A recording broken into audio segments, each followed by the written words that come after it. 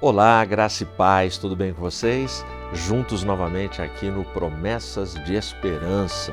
Já estava com saudade, a semana demora para passar, às vezes acelera, né? Mas é muito bom estarmos juntos.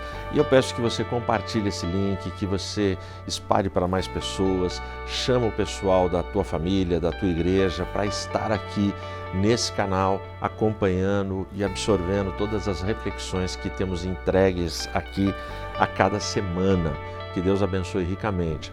Se você ainda não é inscrito no nosso canal, se inscreve agora, vai lá, ativa o sininho e você começa a receber as notificações de tudo que acontece aqui na TV Viva a Promessa. E em relação a essa transmissão, seu comentário é importante, o seu like é importante, porque tudo isso gera engajamento e faz com que a visibilidade, o alcance dos conteúdos que a gente produz, eles seja uma visibilidade maior e alcance muito mais pessoas. Então, por favor, ajuda a gente aí, você é nosso parceiro. Em se falando de parceria, se você ainda não é um amigo da missão, seja um amigo da missão. Aqui no canto está o nosso QR Code, coloca a câmera do seu celular aí, pega, faz a sua doação, é muito importante para a gente, conseguir aprimorar, melhorar e qualificar cada vez mais os nossos conteúdos e toda a nossa capacidade de produção. Legal? Deus te abençoe ricamente. Hoje eu quero refletir com você sobre o seguinte tema: o caminho do Senhor não é reto. É isso mesmo que você ouviu, esse é o nosso tema. O caminho do Senhor não é reto. Pega a sua Bíblia, curte a nossa vinheta, na sequência a gente reflete junto na Palavra de Deus.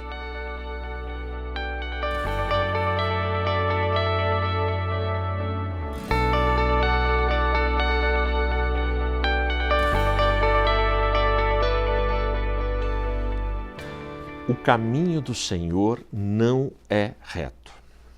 Essa é uma afirmação muito complicada de ser feita. Até porque a nossa pregação é que sim, retos são os caminhos do Senhor. O caminho do Senhor é reto. Mas como é que a gente reage a uma afirmação como a do título desta reflexão? O caminho do Senhor não é reto. Pois é, essa afirmação não é minha. Ela está aqui no texto bíblico e eu vou ler para você. Se você está com a sua Bíblia, é Ezequiel capítulo 33, o versículo 20. Todavia, vós dizeis, o caminho do Senhor não é reto. Ó vós, casa de Israel, julgar-vos-ei a cada um segundo os seus caminhos. Fecha os olhos. Senhor, muito obrigado por esse momento. Obrigado, Pai, pela Tua palavra, por essa porção das Escrituras. Obrigado por esse tempo de reflexão.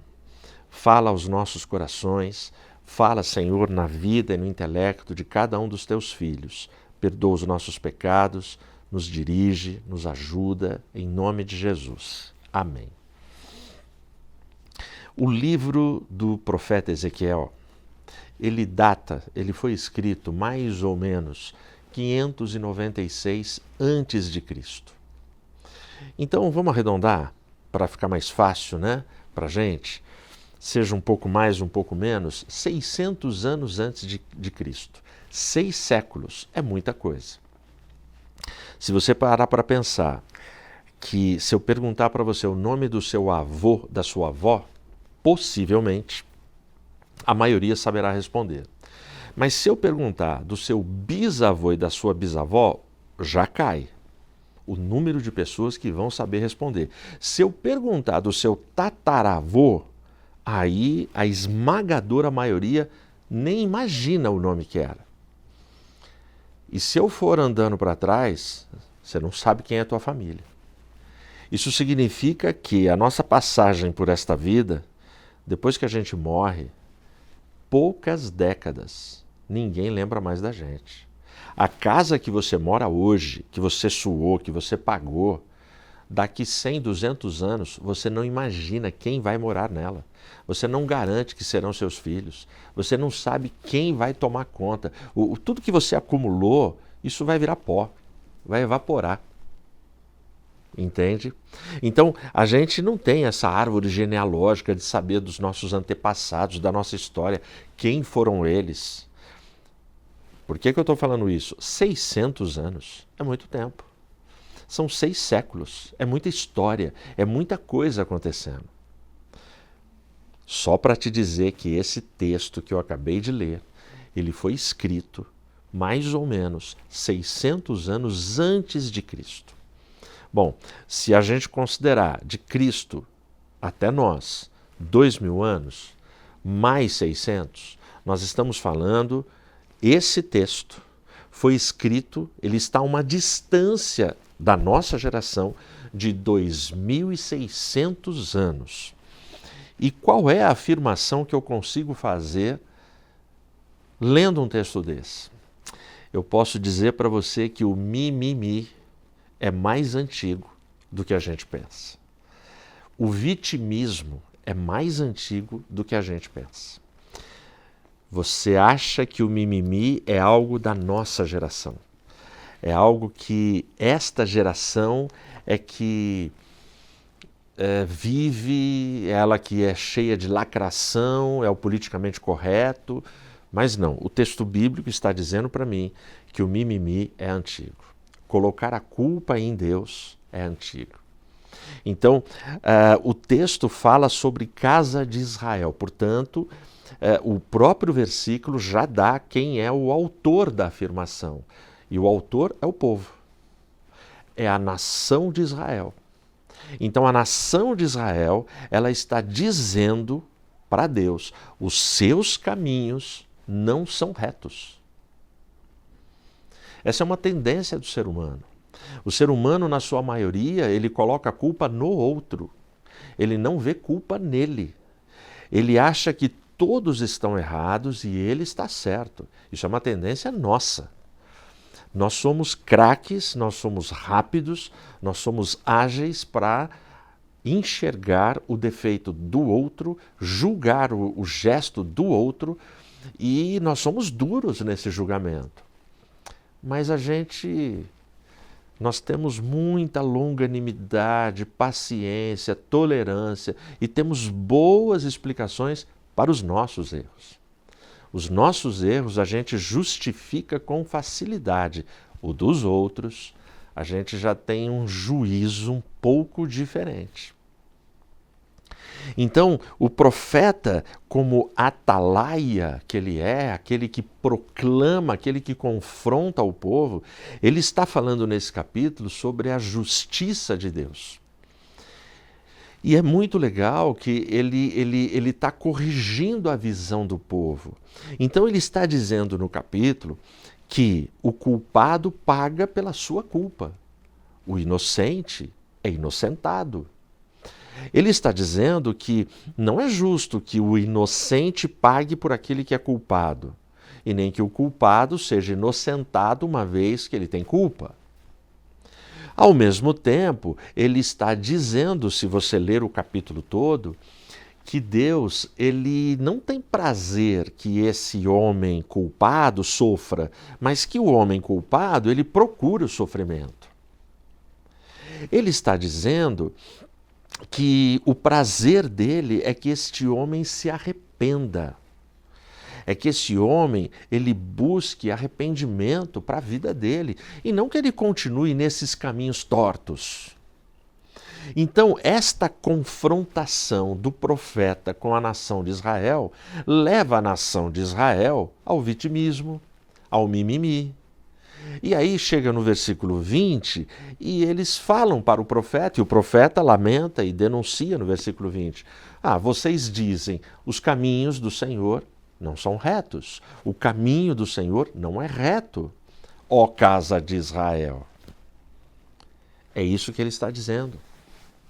E hoje, na nossa geração, muita gente, na sua igreja, na sua família, no seu trabalho, no seu dia a dia, no seu bairro, no seu condomínio, no seu colégio, na sua faculdade, na sua turma de amigos. Ah, o caminho não é reto, o caminho não está certo. A pessoa não consegue enxergar os erros dela. A nação de Israel não enxergava os erros dela. A nação de Israel que se vendeu a falsos deuses, adorava Baal, desobedecia mandamentos. Essa nação, uma vez que ela está sofrendo como consequência das suas más escolhas, ela prefere atribuir culpa a Deus, dizendo que Deus é culpado dos sofrimentos da nação. E chegam no ponto de falar: os seus caminhos não são retos. O que a nação está dizendo é: a sua justiça, Senhor, não é tão justa. A sua justiça não é boa. E nós estamos, 2.600 anos depois, vivendo esse mesmo tipo de mimimi, esse mesmo tipo de vitimização. Quantas pessoas nos espaços cristãos, nos espaços de fé e de adoração, que só sabem lamentar, só sabem apontar o dedo para os outros, só sabem falar: a igreja é isso, a igreja é aquilo, e esquece que ela é a igreja, que ela poderia estar fazendo mais. Outro dia eu estava num bate-papo e aí uma pessoa começou a falar de forma toda empolgada, inflamada sobre a política no Brasil, sobre as injustiças, a corrupção, e que a igreja tinha que sair, que a igreja tinha que ir para cima, a igreja tinha que se posicionar, escolher um lado e pá e tal, porque não dá para ficar desse jeito, que nós estamos de braços cruzados e não estamos fazendo. E eu fui ouvindo, tinha um grupo grande, e essa pessoa falou muito. Quando ela terminou de falar, eu só fiz uma pergunta. Eu olhei para ela e falei: ok, belíssimo discurso. E o que você está fazendo? De tudo o que você falou. Qual tem sido a sua parcela de contribuição? A pessoa se calou. Porque eu conheço a pessoa que estava falando. E eu sei que tudo aquilo que ele falou que a igreja tinha que estar fazendo, ele não estava fazendo. E veio cobrar a igreja.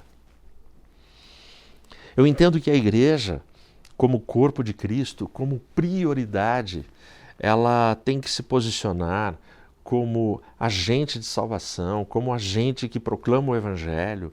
E sim, nós somos contra injustiças sociais, nós somos contra a corrupção, nós somos contra abusos, nós somos contra tudo isso.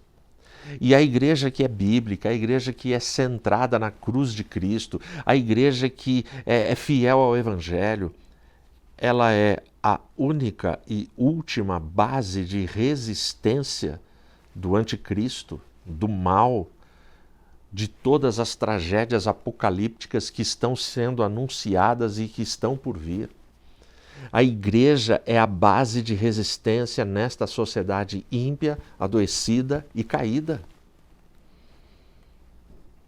Eu me alegro, eu me motivo de ser igreja. Eu me motivo de ser diferente de toda uma sociedade que caminha como manada para alvos e rumos de perdição. Mas você pensa que é simples ser contra a cultura? Você pensa que é simples nadar contra essa correnteza? Existe um preço, isso dói, isso machuca. E aí, na dor e nos machucados, eu vou me dobrar ao mesmo lamento da nação de Israel na época de Ezequiel. Ó Senhor, os seus caminhos não são retos, eu estou sofrendo, as coisas estão dando ruim, a minha casa, a minha família, a minha saúde. Ah Senhor, o que eu começo não dá certo, eu já comecei 75 projetos, nenhum foi para frente. Ah Senhor, a sua justiça é muito injusta. Será? Veja, a viúva de Sarepta, para ela ser socorrida com o milagre que aconteceu via a presença do profeta, para que aquilo acontecesse, o ribeiro de Querite teve que secar. Porque se o ribeiro não seca, o profeta não sairia dali. Você percebe? Para que o Egito tivesse um líder, do quilate, da capacidade, da inteligência, da visão estratégica, da inspiração, da unção de José. José teve que ser traído pelos irmãos, jogado numa cisterna, tirado da cisterna, foi ser escravo na casa de Potifar, foi parar no fundo de uma prisão. Tudo isso teve que acontecer com José até que ele chegasse a segundo homem em poder no maior império da terra da época. E José vai virar para Deus e falar: ah, Senhor, os seus caminhos não são retos, tudo está dando errado na minha vida. Entende? É mais fácil, né? É mais fácil colocarmos a culpa em Deus, é mais fácil colocarmos a culpa nos outros. E a gente não enxerga a nossa participação direta nas tragédias que acontecem conosco. E ainda que não seja uma equação matemática, 1 mais 1 igual a 2, ainda que não seja uma equação matemática do tipo, você fez isso, acontece isso, ainda que não seja, existem processos, existem coisas acontecendo agora que a gente desconhece, que a gente não domina na história. Portanto, eu não tenho como afirmar que os caminhos do Senhor não são retos. Eu preciso olhar para os caminhos do Senhor com fé, na confiança de que sim, o caminho do Senhor é reto. Ele me quer num caminho reto, ainda que nesse caminho tenha espinhos, tenha dores, tenha lutas, tenha ataques, mas é nesse caminho que Ele me quer. A minha fé está sendo provada, está sendo refinada. Eu estou sendo testado o tempo todo. E é assim que a gente amadurece, é assim que a gente cresce. Senhor, por favor, me ajuda, me dirige. Senhor, o seu caminho é bom, mas eu não estou sabendo fazer a leitura correta desse caminho. Eu estou profundamente angustiado, decepcionado. Então, esse povo chega para o profeta e o profeta fala: poxa, vocês me dizem isso, o caminho do Senhor não é reto, ó casa de Israel. Então, isso é muito complicado. E isso é muito complicado porque a vida, ela é um pouco diferente disso. Eu vou ler novamente aqui o texto para a gente do profeta, porque ele quando chega aqui no capítulo 22, capítulo 22, não, o 33, o 20, ele termina o versículo assim: o caminho do Senhor não é reto, é o que eles dizem. Ó vós, casa de Israel, julgar-vos-ei cada um segundo seus caminhos. Então, ao mesmo tempo que eles afirmam que o caminho de Deus não é reto, Deus devolve dessa forma: presta atenção. Vocês estão criticando e questionando os caminhos que eu tenho escolhido para vocês. Mas eu vou julgar a vocês segundo os seus caminhos, segundo os caminhos que vocês estão escolhendo. Então, qual é o caminho que você está escolhendo hoje? O caminho do lamento? O caminho da reclamação? O caminho, de não aceitar os caminhos de Deus na sua vida? Qual o caminho? E aí, para responder essas perguntas rápidas que eu te fiz, eu quero ler com você um texto no Novo Testamento.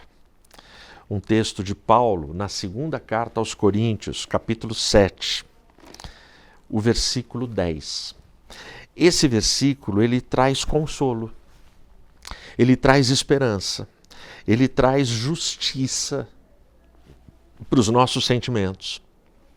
Ele diz assim: porque a tristeza, segundo Deus, opera arrependimento para a salvação, da qual ninguém se arrepende, mas a tristeza do mundo opera a morte. É muito interessante. Aqui, Paulo, ele compara duas tristezas. A tristeza segundo Deus e a tristeza segundo o mundo. A tristeza segundo Deus opera a salvação. A tristeza segundo o mundo opera a morte. Paulo está dizendo: o caminho do Senhor é reto. Mesmo quando esse caminho produz tristeza, essa tristeza, ela está operando em você salvação. Porque essa tristeza, por conta de sofrimento, por conta de dores que você sente, você não explica, ela está trabalhando no seu caráter, trabalhando na sua história, trabalhando na sua família, para a sua salvação.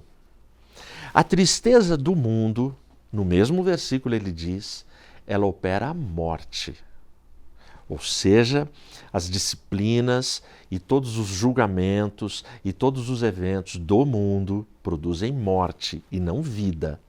Não produz salvação, produz perdição. E aí eu te dou 2 exemplos bíblicos. Pedro se entristece quando ele nega Jesus. A tristeza de Pedro, ela tem arrependimento por ter negado. Aquilo amadurece Pedro. E Pedro, ele faz parte da história da salvação, faz parte da lista dos salvos. O Pedro, ele cresce na dor e no sofrimento dele. Ele negou. É uma mancha no currículo de Pedro. O grande apóstolo Pedro. Ele falhou. Mas a história de Pedro me mostra que quando eu erro, Ed, eu não sou desqualificado da salvação porque eu errei. Desde que eu tenho uma tristeza que é provocada pela disciplina de Deus. Desde que isso produza arrependimento. Poxa, eu errei, eu não podia ter feito isso. Agora, qual é a tristeza que opera a morte, a tristeza do mundo? Judas. Judas, ele não se arrepende. Judas, ele traz Jesus. Ele tem remorso e ele se mata. Judas, ele não procura o caminho da salvação. Mas Judas, ele tem uma tristeza do mundo, porque ele se envolve com traição, ele se envolve com corrupção, ele se envolve com negociata. E aí é morte.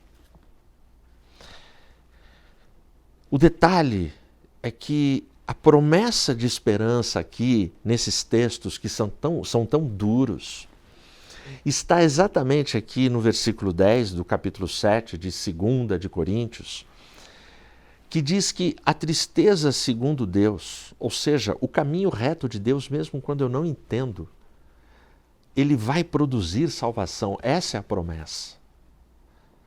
Que o Espírito Santo console você. Que o Espírito Santo fortaleça a sua casa e a sua família.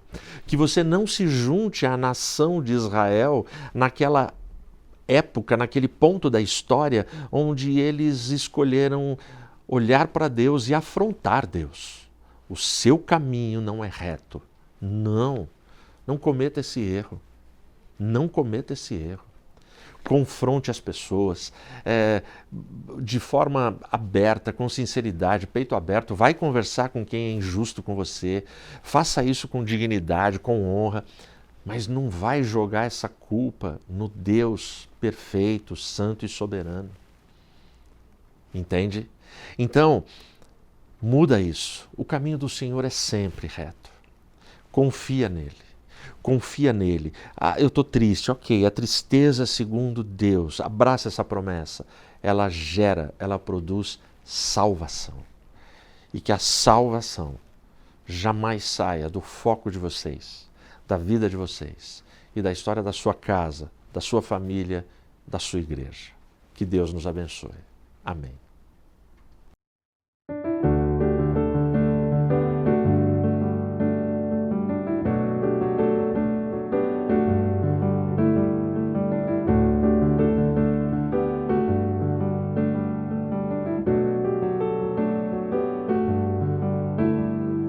Todas as tribos, povos e raças, muitos irão te louvar.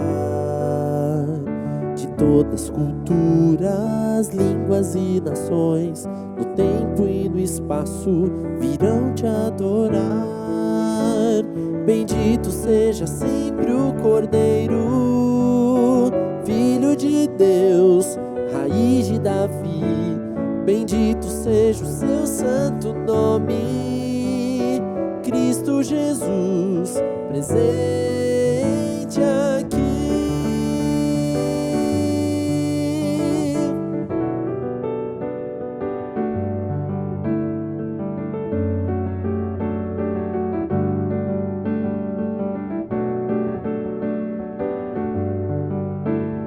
Remidos comprados, grande multidão, muitos irão te louvar. Povo escolhido, teu reino e nação, no tempo e no espaço virão te adorar. Bendito seja sempre o Cordeiro, Filho de Deus, raiz de Davi. Bendito seja o seu santo nome, Cristo Jesus, presente aqui.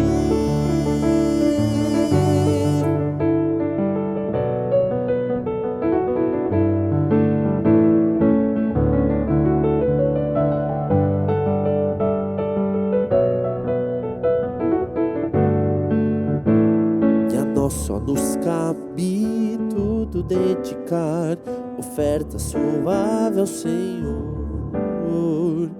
Dons e talentos queremos consagrar, e a vida no teu altar pra teu louvor. Bendito seja sempre o Cordeiro, Filho de Deus, raiz de Davi.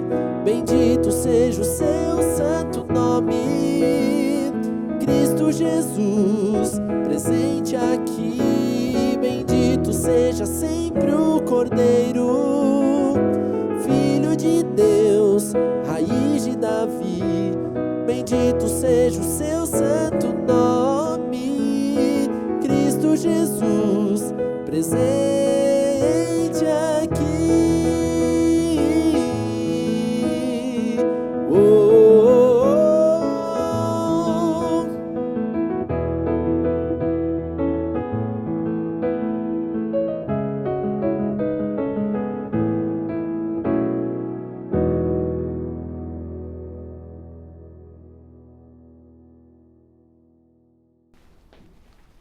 Graças a Deus por esse tempo. Glória a Deus por poder compartilhar a palavra aqui contigo, com a sua casa, com a sua família.